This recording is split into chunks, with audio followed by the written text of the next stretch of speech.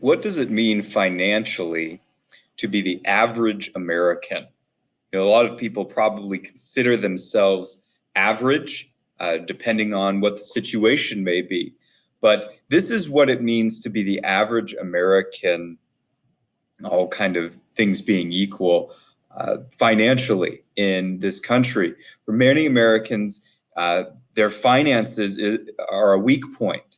This is an area of intense struggle for most people. Now, the average household income in America, according to 2017 Census Bureau data, is about $59,000. It's not a bad income, but it, of course, is hit by taxes and other things that there can be no control over. But that income is not so bad. It's, it could be more, but it could also be a lot less. So that's what the average American is making.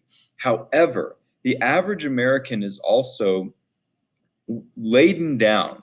They are weighed down by several other factors, and one of the most crushing weights on them is debt. The average consumer debt in mortgages, now this is house debt, this is a debt for something that's an asset, not a liability, but is about 180,000.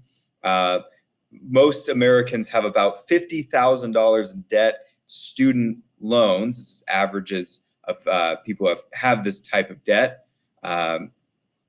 29,000 of those who have auto loans, $29,000 is the average auto loan for people who have auto loan debt. $16,000 in credit card debt is normal, according to 2017 data.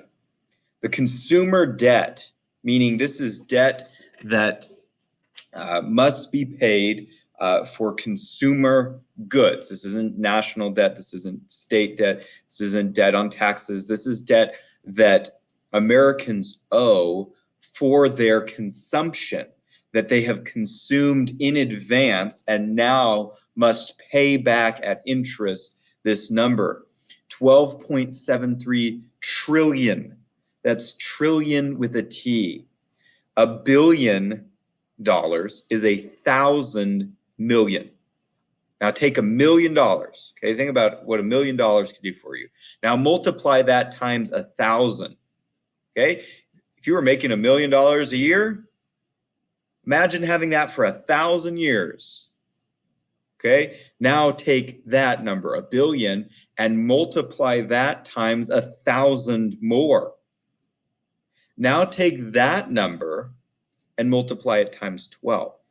That is the amount of debt, consumption that Americans have consumed products and services and have done this in exchange for paying it back at interest in the future. This is a huge amount of debt. The biggest one is, of course, mortgages. Now, this is, again, something that's an asset, usually, a house. But then student loans, which I believe is going to surpass that at some point, auto loans, other, and credit cards. Americans are in a huge amount of debt, and student loans are going to be catching up to housing at some point. Now, people who are living paycheck to paycheck, meaning they get their paycheck, they take care of whatever responsibilities and then buy whatever things that they're going to buy, goods and services during the month or whatever 2-week period that they're waiting for the next paycheck. And they spend their entire paycheck, nothing left over. And then they're going to get their next paycheck and have to spend and use up all that money again. The people who, if one paycheck doesn't show up because of whatever the case may be, there is going to be a crisis, a financial crisis for them. That's 78%.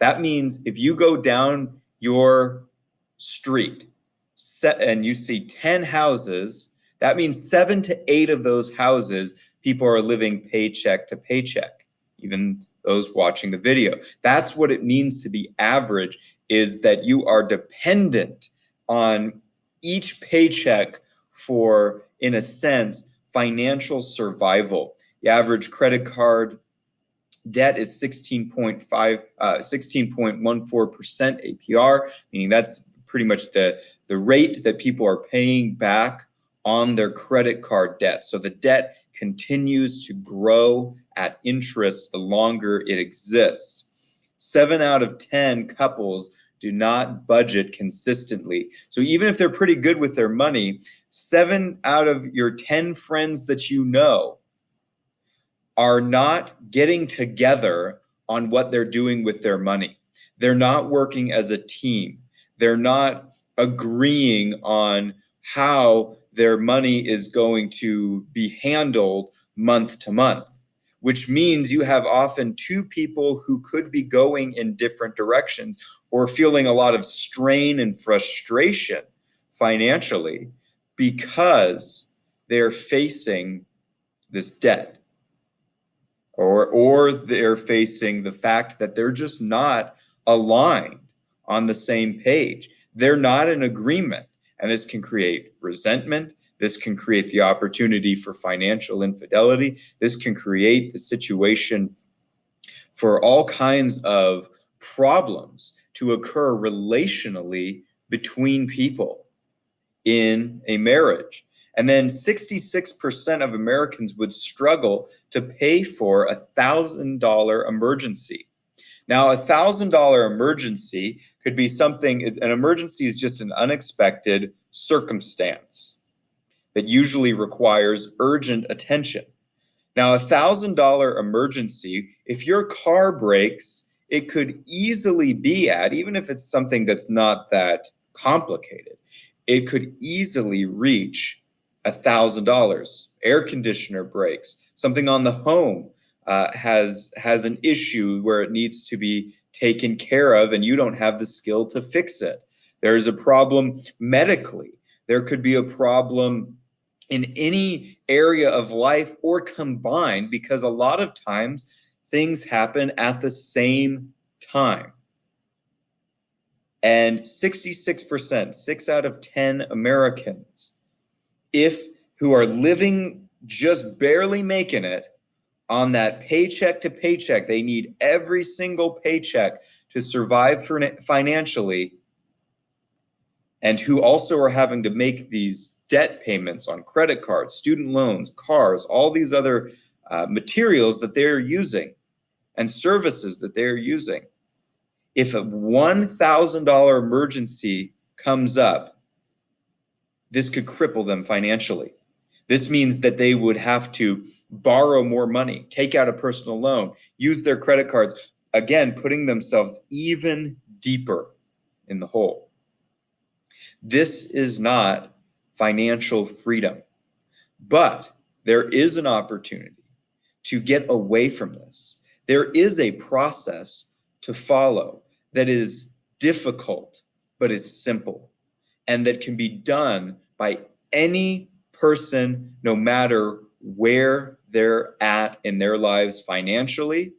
Any person who is ready to be done being average and is ready for financial freedom, that is ready to be free from the tyranny of these emergencies, to be free from the tyranny of these debt and debt collectors and having to deal with the stress of this, ready to be free from the situation of the pressure on your relationships financially, to be able to choose how you want to live your life because your finances have been handled in such a way that you are financially free and not under this burden.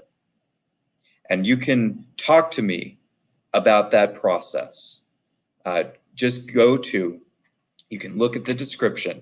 You can schedule today an appointment for a consultation, a pre-consultation, or an appointment with me at mahorterfinancialcoach@gmail.com. The link is in the description. Go now if you're ready to be done with this and start on the path to financial freedom.